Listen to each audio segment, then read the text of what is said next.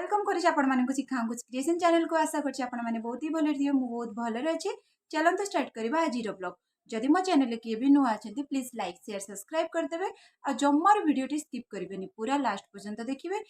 खाइबा पीवा मोर सब किसी कम्प्लीट हो गलानी खाई पी सारे माँ पु पु बस कार्टून देखुची जेहेतु आज शनिवार आज तार स्कूल भी छुट्टी आज हूँ भगवान बहुत सुंदर दिन मंगलवार शनिवार आपण मैंने जानी भगवान को पूजिले बहुत सिद्धि होता है आई बार में बहुत सारा मानसिक लोक मैंने रखती भगवान पाखे जेहेतु यहाँ श्रावण मास चली शिवंकर भी बहुत भल मास तो केते किए भक्त शिवों तो पूरा पानी ढालिया जाऊे तो छाड़ आम तो जापरबुनि जेहेतु आमर सेमती किसी मानसिक ना शिवों पाखे तो भगवान को पूजा पूजी कर सारा खाଇବା पीवा को पूरा कंप्लीट कली रंधा बड़ा सरला माँ पु आम खाइलु जेहेतु आज स्कूल तो बंद तो से टिके रेस्ट नब टीवी देखिबो तार टिके खेलिबो बस 2 दिन ताको समय मिले तापर संध्या बेल टाइम रे तार जेतिक होमवर्क अछि ताको सब करिवो कर सारा तार खाଇବା पीवा ता भितर सब किछि कंप्लीट कर देबी संध्या तापर बसी बसी मु बहुत बोर हली तापर मु भाबिली कि चलंतु वीडियो स्टार्ट करदबा आपण मानक सहित किछि कथा हेजिबा बहुत सारा कथा बहुत सारा मेसेज मध्य आसीची जो मेसेज गुड़ा आपणक पई मु से विषय रे किछि कथा हबा को भी चाहूची बहुत बहुत मेसेज भगवान को तो बहुत सारा भल पाउचंती आ सेति पई तो मु बहुत खुशी गोटे भौणी लिखिचन तांकर बैक पेन होची एक्चुअली भगवान को सब बेले जिते आप पूजा कर संध्या बेल टाइम रे गोटे आसन पकईकि आप हनुमान को डाकतु हनुमान चालीसा करूँ आउ सब बेले मन रखि था जहाँ भी सब नेगेटिव चिंताधारा माइंड रू सब किसी बाहर करदे पूरा निजक पूरा फ्री करदे फ्री कर सारापर भगवान पाखे किसी समय बसीजे टे ध्यान करेंगे आपणकर दुख मनरे जिते जहाँ अच्छी सब किसी जनइबे तापर आपण कौन करेंगे ना भगवान को स्मरण करके दुई हाथ मुठी करके गोटे बाँ हाथ पूरा डाहाण हाथ पूरा बुलेबे आंटी क्लॉक वाइज पूरा बुले सारा clock wise aunty clock wise बुले सारा दुईटा तक हाथ को धरिकी छाती माने पूरा फिंगिला भाया करदे तापर भगवान को स्मरण करेंगे प्रभु मोर जहाँ भी कष्ट जहाँ भी पीड़ा अच्छी सब किछि दूर कर दियंतु आ जल्दी जल्दी मते भल कर दियंतु सेही हाथ को लेकिन माने फिंगी सारा हाथ को लेकिन आखिरे लगेबे आखिरे लगे सारा तापर जोटी पेन होची आपण से जगह हाथ लगे भगवान को स्मरण करेंगे आ बाकी किसी भी ना मेडिसिन ये सी ये सब जिन किसी ना भक्तिर सहकारे भगवान को आपको दुख जनातु से निश्चिंत शुणवे से केबे भी निष्ठुर नुहतु मुझे आपण मानक सब भगवान केबे भी निष्ठुर नुहति से जमीती हेले आपणकर दुख जणवे आपण 2-3 थर मत मेसेज कमेंट कले तो मोर बैक पेन बहुत होची तो भगवान को डाकुची तो सेमती डाकंतु आउ जोटा कहली आपण मानक जे भगवान को पाखे भक्ति करके सेमती करंतु देखिए आस्ते आस्ते आस्ते आस्ते सुस्थ हो जाए हठात तो सुस्थ हेबेनी बाकी किछि दिन लागिवो टिके सुस्थ हवाई किंतु टिके किछि दिन पई करंतु ए जिनसटा आपणक पई मेडिसिन कौन मु जानिनी बाकी मु जतिके कहूची जदि भक्ति भाव सहकारे भगवान को आपण को दुख जणेबे ना भगवान निश्चित शुणवे आईटा ही करंतु आस्ते आस्ते पेन कमिज निजे अनुभव करेंगे आउ से मत जनइबे मेसेज रे जे केते दिन भितर आपण माने रिलैक्स हेले ये जो रोगरू आपण माने पीड़ा पाउचंती कष्ट पाउचंती से सब कष्ट आपणकर केते दिन भितर दूर होईची तापर मते मेसेज करके निश्चित जनइबे आउ जड़े भौणी मत मेसेज कर गुआ नड़िया बसैले कौन सतरे भगवान मांकड़ रूप में स्वप्न देवे आपण कहीं भावुं खाली मांकड़ रूप ही भगवान स्वप्न देवे बोलिका आपण एटा चिंता करंतु भगवान कौ रूप भी आपको देखा दे पारे आपणकर भक्ति भाव जदि सेतिकी दृढ़ होची सेतिकी जदि भल विश्वास रे आपण माने भगवान को डाकी थिबे ना तो निश्चित भगवान जेमितिले जो रूप भी आपको स्वप्न रे जेमितिले देखा देबे आ किछि ना किछि चमत्कार आपण मानक जीवन रे जेमितिले करेबे आ खाली जे गुआ नड़िया बसैले जे मांकड़ रूप में भगवान आसिक स्वप्न आसवे ये चिंताधारा आप जमा भी माइंड रे रखुनी भगवान कौ रूप भी आसिक आपण पाखे आपणकर प्रोब्लेम सॉल्व करेंगे आ जमीते आप जो चिंता नहीं कि भगवान को पाखे गुआ नड़िया बसई से गुआ नड़ियार फल निश्चिंत आपण मैंने पाइबे भौणी मत मेसेज करुँचे कौन मांकड़ रूप में भगवान स्वप्न आसवे यहाँ केबे भी पॉसिबल नुहे मांकड़ रूप में नुहे जो रूप भी हो भगवान कौ रूप भी आसिक आपण को चमत्कार देखी पारे हनुमान आपण मैंने जानते एत बड़ सिद्धि से हनुमान एत महान एत बलवान आपण विश्वास भी करेंगे कारण पाखे अष्ट सिद्धि पावरफुल अच्छे माने 8टा सिद्धि से लाभ कर तो से जिनसा आप हनुमान चालीसा पढ़ले पाइपर हनुमान चालीसा हनुमान को वर्णना भी करा देखिए से तुलसीदास एत सुंदर भाव में लिखिं ଆପଣ ବିଶ୍ୱାସ ବି କରିପାରିବେନି। ଥରେ ଦିଥର ତିନିଥର ପଢ଼ନ୍ତୁ ନା, ଜାଣିବେ ହନୁମାନ ଚାଳିଶାର ମହତ୍ଵ କେତେ। ହନୁମାନ ବହୁତ ପାୱାରଫୁଲ। ଆଉ ସିଏ କେବେ ବି ଆପଣଙ୍କ କଷ୍ଟ ଦେଖିକି ରହିପାରିବେନି। ସେ ଯେମିତି ହେଲେ କଷ୍ଟକୁ ଆପଣ ମନୋଭାବ ଭକ୍ତି ସହିତ ଆପଣ ଡାକିବେ ତାଙ୍କୁ ନା, ସେ କେମିତି ଏତେ ନିଷ୍ଠୁର ହେଇପାରିବେ। ସେ ଯେମିତି ହେଲେ ଆପଣଙ୍କ ଦୁଃଖରେ ଦୁଃଖୀ ହେବେ। ମୁଁ ଯେତିକି ଜାଣିଛି ଭଗବାନ ସେତିକି ବହୁତ ପାୱାରଫୁଲ। ରାମଙ୍କୁ ପୂଜନ୍ତୁ, ହନୁମାନଙ୍କୁ ପୂଜନ୍ତୁ, ଦେଖିବେ ଏତେ ଶାନ୍ତି ଆପଣଙ୍କ ଜୀବନରେ। ନା ଡର ଭୟ, ନା କାହାକୁ କିଛି ବି ଆପଣ କେବେ ବି ନା ଶତ୍ରୁ, ଆପଣଙ୍କ ଜୀବନରେ ଶତ୍ରୁ ତ ଆସିବେ ହିଁ ନାହିଁ। ଆପଣଙ୍କ ଲାଇଫକୁ କେବେ ବି ଶତ୍ରୁ ଆସିବେ ନାହିଁ। ଯଦି ଆପଣ ଏଇ ଦୁଇ ଠାକୁରଙ୍କର ଆଉ ବାଲାଜୀ ବାବାଙ୍କୁ ସବୁବେଳେ ସ୍ମରଣ କଲେ ନା, କେବେ ବି ଆପଣଙ୍କ ଜୀବନରେ ଶତ୍ରୁ ଆସିବେ ନାହିଁ, କେବେ ଦୁଃଖ ଆସିବ ନାହିଁ। ସତ କଥା ଏଇଟା ମୁଁ ରିଅଲାଇଜ୍ ଆପଣ ମାନେ କରନ୍ତୁ, ଥରେ ପୂଜିକି ଥରେ ଦେଖନ୍ତୁ କେତେ ପାୱାର ତାଙ୍କ ପାଖରେ। ଏପଟେ ଏତେ ବର୍ଷା ହଉଛି ଆପଣ ମାନେ ବିଶ୍ୱାସ କରିବେନି, ପୁରା ଦିନଠୁ ପୁରା ରାତିଠୁ ଲାଗିଛି। ରାତିରେ ତ ଆମେ ଶୋଇପଡ଼ିଥିଲୁ, ଯେହେତୁ ରାତି ଠାରୁ ଲାଗିଛି ତ ସକାଳୁ ଉଠିଲା ବେଳକୁ ପୁରା ଚାରିଆଡ଼େ ପାଣି। ତ ଏତେ ବର୍ଷା, ଡ୍ରେସ୍ ପତ୍ର ତ ଶୁଖେଇବାକୁ ପୁରା ହଇରାଣ ଏକରେ। ତାପରେ ଝରକା ବି ଖୋଲି ହଉନି, ଝରକା ପଟେ ପୁରା ପଳେଇ ଆସିଛି ପାଣି।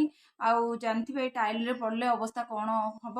ମଝିରେ ପୂର୍ବ ଥରେ ମୁଁ ପଡ଼ିକି ମୋ ଗୋଡ଼ ପୁରା ମାଡ଼ ହେଇଯାଇଥିଲା, ଯୋଉଠି ମୁଁ ଚାଲି ପାରୁନଥିଲି 15 ଦିନ ଖଣ୍ଡେ। ତ ସେଇଭଳି ଭୟ ମୋ ମନରେ ଅଛି। ଏତେ ସାରା ନା ଝରକା ଖୋଲି ହଉଛି, କେବଳ ଲାଇଟ୍ ଫ୍ୟାନ୍ ଦିଅ, ଘର ଭିତରେ ବସ। ସେଥିପାଇଁ ପୁଅକୁ ଭିତର ପଟୁ କବାଟ ଦେଇଦେଇଛି, ସିଏ ତାର ଦେଖୁଛି ବସିକି ଟିଭି, କାର୍ଟୁନ ଦେଖୁଛି। ମୁଁ ପଳେଇ ଆସିଲି ଏକା ବସିକି। କ'ଣ କରିବି, କାହା ସହିତ କଥା ହେବି। ଘର ଲୋକଙ୍କ ସହିତ ତ ଏମିତିରେ କଥା ହେଇଯାଉଛି ଥରେ ଦିଥର। ତ ମୁଁ ଭାବିଲି କି ଚାଲନ୍ତୁ ମୁଁ ଆପଣମାନଙ୍କ ସହିତ ଭିଡ଼ିଓରେ କିଛି ସମୟ କଥା ହେଇଯାଏ। ତାପରେ ମୁଁ ପୋଷ୍ଟ କରିବି ଭିଡ଼ିଓ। ଆପଣମାନଙ୍କର ମେସେଜ, ଆପଣମାନଙ୍କର ଲାଇକ୍, ଆପଣମାନଙ୍କର ଭଲ ପାଇବା ଦେଖିଲେ ମୋତେ ବହୁତ ସାରା ଖୁସି ମିଳେ। ବାକି ଆଉ ଜୀବନରେ କିଛି ବି ନାହିଁ। ସଂସାରରେ ଏଇ ହେଉଛି ଜିନିଷ ଯୋଉଟା ରିଏଲ। କିଛି ଜିନିଷ ଯଦି ବନ୍ଧୁତା କି ସମ୍ପର୍କ ଯଦି ଆପଣମାନେ ଯୋଡ଼ି ପାରୁଛନ୍ତି, ଆଠୁ ବଡ଼ କଥା ଆଉ କିଛି ବି ନାହିଁ। ଏକା ଏକା ଜୀବନରେ କେହି କେବେ ବଞ୍ଚି ନାହାନ୍ତି। ସମସ୍ତଙ୍କୁ ନେଇକି ବଞ୍ଚିଛନ୍ତି ମଣିଷ। ଆଉ ସେଇ ସମସ୍ତଙ୍କର ଭଲ ପାଇବା ଟିକେ ପାଇବା ପାଇଁ ମୁଁ ୟୁଟ୍ୟୁବ ଚ୍ୟାନେଲରେ ମୋର ଭିଡ଼ିଓ ସବୁ ପୋଷ୍ଟ କରେ। ଏକା ଏକା ବସିକି ବୋର୍ ହୁଏ ତ ମୁଁ ଭାବେ ନାହିଁ, ମୁଁ ଭିଡ଼ିଓ ପୋଷ୍ଟ କଲେ ମୋ ଭିଡ଼ିଓକୁ କେତେ ଲୋକ ଦେଖିବେ, ଆଉ ମୋତେ ଭଲ ପାଇବା ଦେବେ, ମୋତେ ଲାଇକ୍ କରିବେ।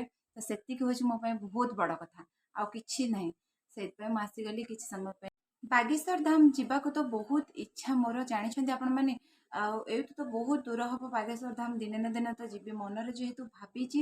ଆଉ ଭଗବାନଙ୍କୁ ସବୁବେଳେ ତ ମୁଁ ଡାକୁଛି, ଯଦି ଭଗବାନ ମୋର ଯଦି ଭଲ ପାଇବା ଭଗବାନଙ୍କ ପ୍ରତି ଯଦି ସେତିକି ସ୍ୱଚ୍ଛତା ମାନେ ପୁରା ଥିବ, ମୁଁ ଦିନେ ନା ଦିନେ ଯିବି। ଆଉ ସେ ଜାଗାକୁ ଯିବି, ଆପଣମାନଙ୍କ ସହିତ ଭିଡ଼ିଓ ସେୟାର କରିବି।